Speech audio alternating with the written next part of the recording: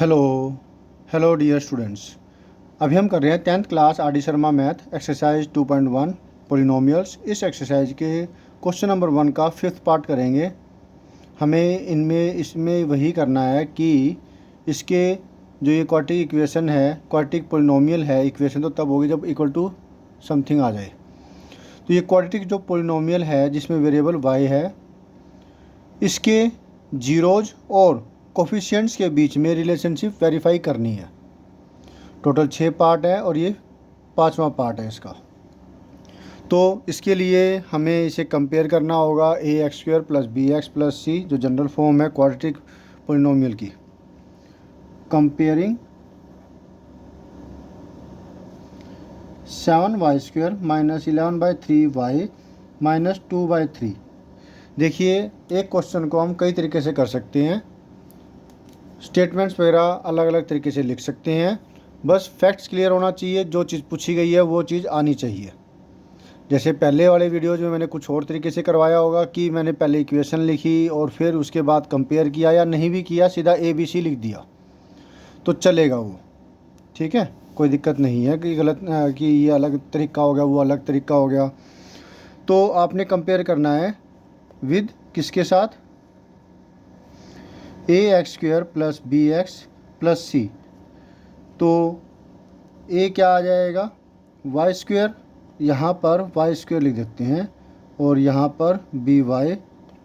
तो वाई के जो वाई स्क्वायर वाले के साथ कंपेयर कर दिया इसको, तो आपको ए की वैल्यू मिलती है 7 और y का कोफिशिएंट b है, यहाँ y का कोफिशिएंट -11/3 है, तो y इजकल टू हो जाएगा -11/3। क्लियर है। और जो जो y का कोफिशिएंट b है वो ये आ गया, और c जो है वो आया -2/3। Is that clear? ओके। अब हमें निकालना है इसकी जो जीरोज है वो गेट करेंगे। तो ये थोड़ा सा कॉम्प्लिकेटेड हो गया कि हमें यहाँ पे डिनोमिनेटर में 3 मिला हुआ है, तो ये इसके जीरोज निकालना थोड़ा मुश्किल हो जाता है। ऐसे केस में हम इसको थोड़ा सा रैशनलाइज करेंगे और डिनोमिनेटर में सिर्फ 1 रखेंगे। वो कैसे होगा, 1 बाई मतलब क्या है कि यहाँ पर 7/3 वाई स्क्वायर है, तो 7/3 वाई स्क्वायर, डिनोमिनेटर में 1 है तो ऊपर नीचे क्या करेंगे, 3 से मल्टीप्लाई कर देंगे। नीचे भी 3 से मल्टीप्लाई कर दिया और ऊपर भी, तो ये आपको कुछ और मिलेगा। अब यहाँ 11/3 वाई इसके डिनोमिनेटर में तो है ही, तो डिनोमिनेटर्स जो है वो फ्री हो जाएंगे, 1 रह जाएगा सिर्फ डिनोमिनेटर में। 1/3 कॉमन ले लिया, 21 y square minus 11 y minus 2। अब इसको स्प्लिट करना, मिडिल टर्म को स्प्लिट करना आसान हो जाएगा। Is that clear? अब इसको करने के लिए 21 y square minus 11 y minus 2, इन दोनों का प्रोडक्ट करेंगे तो क्या मिलता है, -42। क्योंकि नेगेटिव आया है इसलिए हमें इसको इस प्रकार से करना है कि सब्ट्रैक्शन करने पर हमें माइनस का 11 मिले। 1 से स्टार्ट करते हैं, 1 42 जार, सब्ट्रैक्शन करने पर दिस माइनस दिस 41 मिलता है। 2 से करें तो 2 21 जार, सब्ट्रैक्शन करने पर मिलता है 19, 21 माइनस 2। फिर 3 से करें, 3 14 जार, अब सब्ट्रैक्शन करने पर 11 मिलता है, तो ये ओके है। निशान बड़ी वैल्यू का वो रखेंगे जो कि यहाँ पर 11 का है, तो ये माइनस होगा, ये प्लस होगा। क्लियर है? 1/3 21 y square minus 14 y plus 3 y minus 2। Middle term का स्प्लिशन कर दिया हमने और हमें ये 2 टर्में मिलती है। 1/3, इन दोनों के अंदर 7 कॉमन आ रहा है, 7 वाई इसमें से बचा 21y² में से 7y कॉमन ले लेते हैं। 7 1 7 3 जार, y कट गया, 3y बचा सिर्फ। और यहाँ पर माइनस बचा और 7 से डिवाइड करने पर मिला 2 और y तो हमने निकाल लिया 3y - 2। अगले में +1 3y - 2। दोनों ब्रैकेटों के अंदर सेम चीज़ मिलनी ज़रूरी है। 3y - 2 इधर है, 3y - 2 इधर है। 1/3 एक ब्रैकेट में आ जाएगा 3y - 2 जो कॉमन लेंगे इसमें से और इसमें से। इसमें से बचा 7y और इसमें से बचा प्लस का 1। ठीक है, अब इसका हम 0 के सामने पुट नहीं करेंगे जब कभी हम, तो ये कांस्टेंट टर्म है, इसको नहीं लेंगे, सिर्फ वेरिएबल वाली। 3y - 2 को 0 के सामने पुट करने पर आपको मिलता है 3y = -2, उधर जाके प्लस का हो जाएगा और y = मिला 2/3। नेक्स्ट 7y + 1 को 0 के सामने पुट करने पर 7y = मिला +1, उधर जाके -1 हो जाएगा और y की वैल्यू मिली -1/7। Is that clear? गुड। अब इसके आगे का पार्ट, सम ऑफ जीरोज निकालेंगे और प्रोडक्ट ऑफ जीरोज निकालेंगे। सम ऑफ जीरोज = एक 0 2/3 है और एक 0 -1/7 है।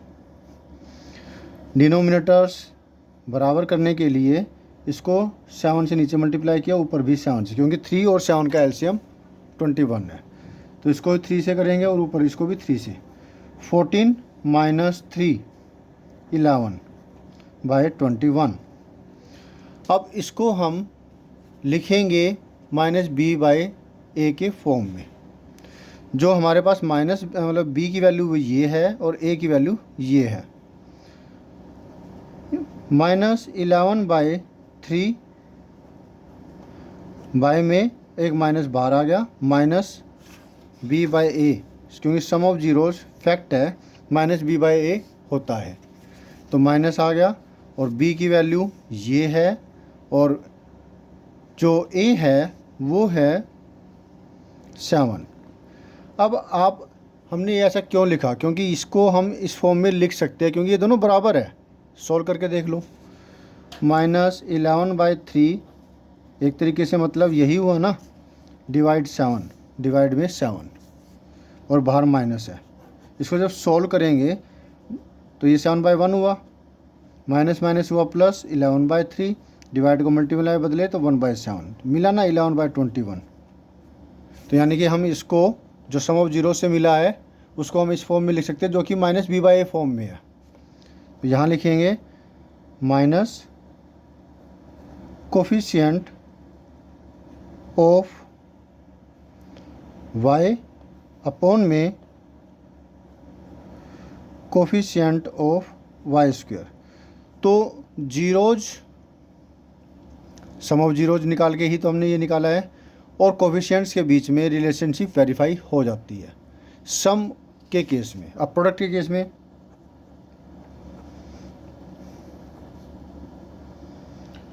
प्रोडक्ट ऑफ जीरोज = यानी कि 2/3 मल्टीप्लाई -1/7, 2 × -2 सॉरी 2 × -1 -2, 7 3 = 21। अब इसको c/a के फॉर्म में करेंगे।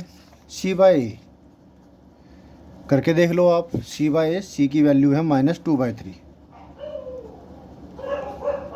डिवाइड में मैं यहाँ लिख देता हूँ -2/3 अपॉन में a है 7। ये भी देखो आप सॉल्व करेंगे तो वापस आपको वही -2/21 मिलेगा।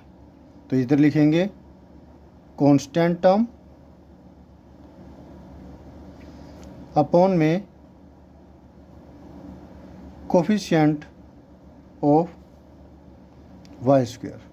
रिलेशनशिप हो गई ना वेरिफिकेशन कि सम ऑफ जीरोज हमने निकाला दो जीरोज से और ये कोफिशिएंट से आया है, तो सम ऑफ जीरोज कोफिशिएंट्स बराबर है, कोफिशिएंट से जो वैल्यू आई है -b/a, और प्रोडक्ट ऑफ जीरोज है वो C/A होता है। ये एक रिलेशनशिप थी, ये भी वेरिफिकेशन हो गई। होप सो आपको अच्छे से सारा समझ में आ गया।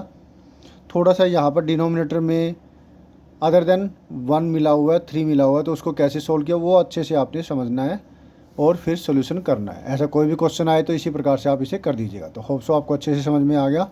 फिर भी कोई डाउट हो तो कमेंट करके पूछिएगा। ठीक है, मिलते हैं नेक्स्ट वीडियो में। बाय।